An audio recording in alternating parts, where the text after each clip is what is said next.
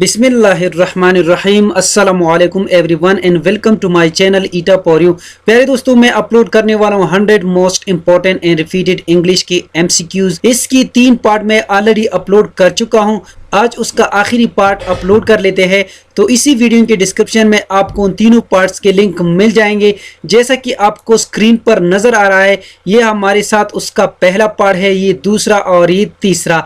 तो आज उसका आखिरी पार्ट अपलोड कर लेते हैं। तो चलिए वीडियो को शुरू करते हैं। वीडियो को शुरू करने से पहले आप सब दोस्तों से रिक्वेस्ट है, अगर आप मेरे चैनल पर नए हो तो प्लीज मेरे चैनल को लाइक कीजिए, सब्सक्राइब कीजिए और ज्यादा से ज्यादा शेयर कीजिए।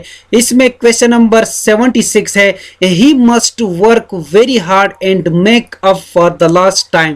The underlined word is ARN. इस सवाल में कहते हैं कि यहाँ पर ये अंडरलाइन वर्ड एंड जो है ये ग्रामर की लिहाज से किस में आता है, यानी option A interjection, option B conjunction, option C determiner, option D verb. इसमें करेक्ट ऑप्शन है ऑप्शन बी। यहाँ पर एंड जो है ये हमारे साथ कंजंक्शन है। Conjunction are the words that join together words phrase or sentences, यानी वो अल्फाज जो दो लफ्जों या दो जुमलों को एक दूसरे से मिलाते हैं उन्हें उर्दू में हुरूफी अतब कहते हैं।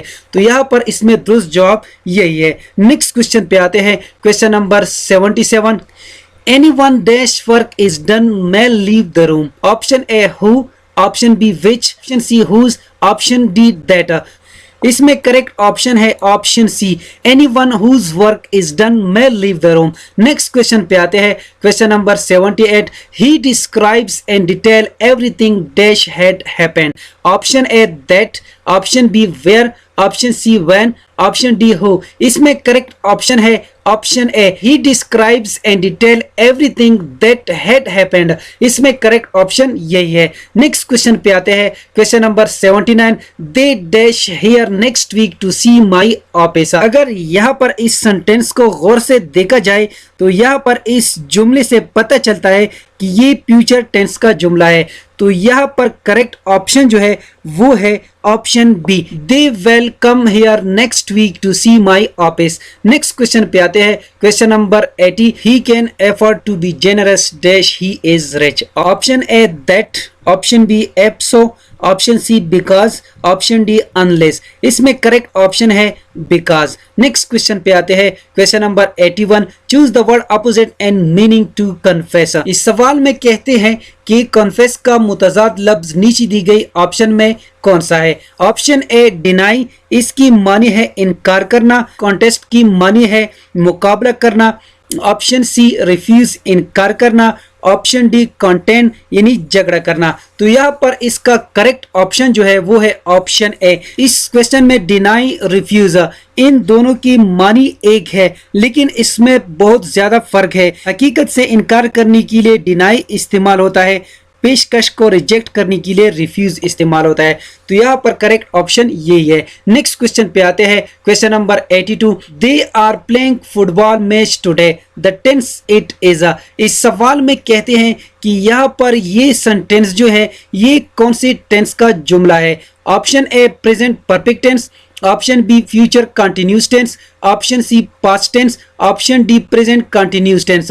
तो यहाँ पर इसमें करेक्ट ऑप्शन जो है वो है ऑप्शन डी, यानी present continuous tense. Next question पे आते हैं, question number 83। Choose the word nearest and meaning to gloomy. इस सवाल में कहते हैं कि ग्लूमी का नियरेस्ट मीनिंग वाला वर्ड नीचे दी गई ऑप्शन में कौन सा है। यहाँ पर ग्लूमी का मतलब है उदास या परेशान। ऑप्शन ए डिम, इसकी मानी है मदम। ऑप्शन बी सैड, परेशान या उदास। ऑप्शन सी वर्दी, इसका मतलब है काबिल कदर। ऑप्शन डी हाइडन, यानी छुपा हुआ। तो इस लिहाज से इसमें करेक्ट ऑप्शन जो है वो है ऑप्शन बी, यानी सैड, परेशान। नेक्स्ट क्वेश्चन पे आते हैं, question number 84। I was dash him dash lying to me. इसमें करेक्ट ऑप्शन है option C, I was with him for lying to me. Next question पे आते हैं, question number 85. I have been in such a pickle since I saw you last. The underline word is ARN. इस सवाल में कहते हैं कि यहाँ पर ये अंडरलाइन वर्ड since जो है ये ग्रामर की लिहाज से किस ऑप्शन में आता है। इसमें करेक्ट ऑप्शन है ऑप्शन बी कंजंक्शन। इसको ऑलरेडी मैं ऊपर एक्सप्लेन कर चुका हूं। नेक्स्ट क्वेश्चन पे आते हैं, question number 86। He ruled wisely for many years, the underline word is ARN। इस सवाल में कहते हैं कि यहाँ पर ये अंडरलाइन वर्ड वाइजली ये ग्रामर के लिहाज से वर्ब है, एडवर्ब, एडजेक्टिव, प्रेपोजिशन। तो यहाँ पर इसमें करेक्ट ऑप्शन है वो है ऑप्शन बी, यानी यहाँ पर वाइजली जो है ये हमारे साथ एडवर्ब है, यानी जब एडजेक्टिव की आखिर में ly हो तो ये एडवर्ब होता है। नेक्स्ट क्वेश्चन पे आते हैं, question number 87। What dash the seats were taken. Option A each, option B whole, option C all of, option D every. इसमें करेक्ट ऑप्शन है option C, not all of the seats were taken. Next question पे आते हैं, question number 88। You search his pocket you will find dash the watch. इसमें correct option है option A, you search his pocket you will find for the watch. Next question पे आते हैं, question number 89। The train was held up on the account of an accident, choose the correct meaning of the underline word. इस सवाल में कहते हैं कि यहाँ पर हेल्ड अप की क्या मानी है। इसमें करेक्ट ऑप्शन है option B, to delay. Next question पे आते हैं, question number 90। What is the ultimate goal of life, choose the correct meaning of the underline word. इस सवाल में कहते हैं कि यहाँ पर अल्टीमेट की क्या मानी है, नीचे दी गई ऑप्शन में। अल्टीमेट की मानी है हतमी, ऑप्शन ए फिक्स्ड, फिक्स्ड की मानी है तयशुदा, डिजायर्ड की मानी है मतलूबा, ऑप्शन सी फाइनल, फाइनल की मानी है हतमी, ऑप्शन डी इमीडिएट, इसकी मानी है फौरी। इसमें करेक्ट ऑप्शन है वो है ऑप्शन सी फाइनल, यानी अल्टीमेट की मानी है फाइनल। नेक्स्ट क्वेश्चन पे आते हैं, question number 91। Dash you think they are coming tonight. इसमें करेक्ट ऑप्शन है वो है option C, do you think they are coming tonight. Next question पे आते हैं, question number 92। The place dash they live is very unhealthy. Option A where, option B whose, option C do, option D which ever.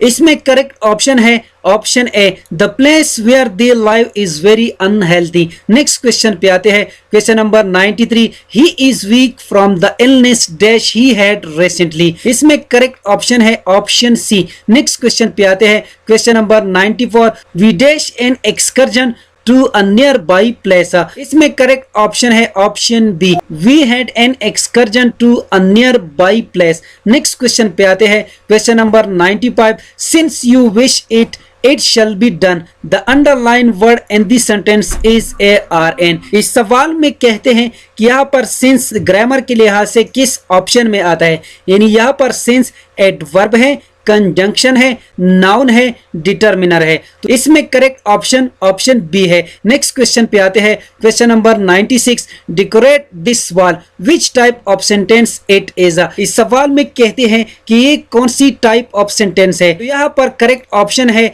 Option B, imperative. यहाँ पर ये sentence जो है ये हमारे साथ इम्पेरेटिव सेंटेंस है। उर्दू में इम्पेरेटिव सेंटेंस को हुक्म या इल्तिजा जुमले कहते हैं। ऐसी जुमले जिनसे हुक्म या इल्तिजा का इजहार हो तो ऐसी सेंटेंस को कहा जाता है इम्पेरेटिव सेंटेंस। मिसाल के तौर पर go out from here, shut your mouth. Next question पे आते हैं, question number 97। She will be talking her class, the underline phrase in the sentence is ARN। इस सवाल में कहते हैं कि यहाँ पर विल बी ये मेन वर्ब है, helping verb, coupler verb, regular verb. तो यहाँ पर करेक्ट ऑप्शन है हेल्पिंग वर्ब। नेक्स्ट क्वेश्चन पे आते हैं, question number 98। His health broke dash due to hard work. इसमें ऑप्शन ए है up, option B out, option C down, option D N2। तो यहाँ पर करेक्ट ऑप्शन है ब्रोक डाउन, यानी his health broke down due to hard work. Option C इसमें correct है। Next question पे आते हैं, question number 99। The president gave his assent dash the bill. Option A to the bill, option B for the bill, option C with the bill, option D against the bill. तो यहाँ पर correct option है option A, the president gave his assent to the bill. यहाँ पर accent की मानी है मंजूर करना या रजामंदी। नेक्स्ट क्वेश्चन पे आते हैं, question number 100। You are mistaken dash doing this. इसमें करेक्ट ऑप्शन है ऑप्शन सी। उम्मीद करता हूँ कि आज की वीडियो आप सब दोस्तों को पसंद आई होगी। जिन दोस्तों को वीडियो पसंद आई हो, समझ गए हो, तो प्लीज चैनल को भी सब्सक्राइब करें, वीडियो को लाइक और शेयर लाजमी किया करें। शुक्रिया, अल्लाह हाफिज।